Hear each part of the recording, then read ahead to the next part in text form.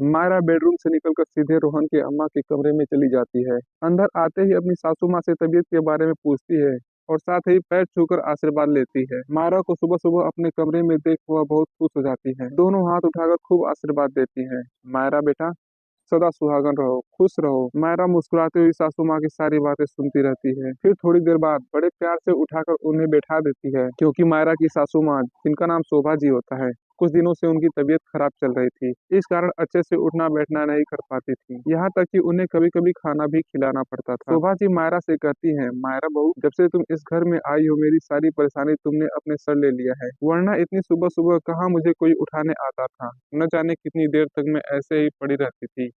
Bathroom तक जाने के लिए मुझे मेड का इंतजार करना पड़ता था। मायरा बहू तुम अच्छी हो, भगवान तुम्हें हमेशा खुश रखे। चलो अच्छा है माँ, किसी को तो कोई फायदा हुआ मेरे यहाँ आने से। मायरा हल्की सी मुस्कुराहट के साथ कहती है, भगवान तुम्हें इस बुढ़िया की सेवा करने के बदले बहुत खुश रखेगा। वैसे मायरा बेटा रोहन कब आया? वैसे मायरा बेटा रोहन कब आया? माँ पूछती हैं।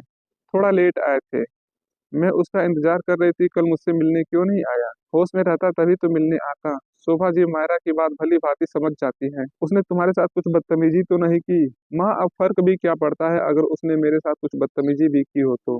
फर्क पड़ता है बहू, तुम इस घर की बहू हो और रोहन की पत्नी।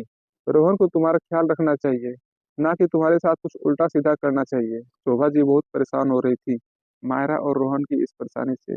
जब होश में रहेगा तब तो ख्याल रखेगा मेरा, जब घर आता है होश में नहीं रहता, और जब होश में रहता है तब काम में बिजी रहता है। मायरा बहुत ही आराम से बोलती है। मायरा बेटा मैंने सोचा था शादी के बाद रोहन बदल जाएगा, लेकिन शोभा जी अपनी बात कहते कहते रुक जाती हैं। जानती हूँ माँ, वैसे भी यह शादी मेरी और आपकी मर्जी से हुई थी। इस शादी में उनकी मर्जी भी होती तो शायद वो बदल जाते। मायरा की बात सुनकर शोभा जी बिल्कुल चुप हो जाती हैं, क्योंकि मायरा सही कह रही थी।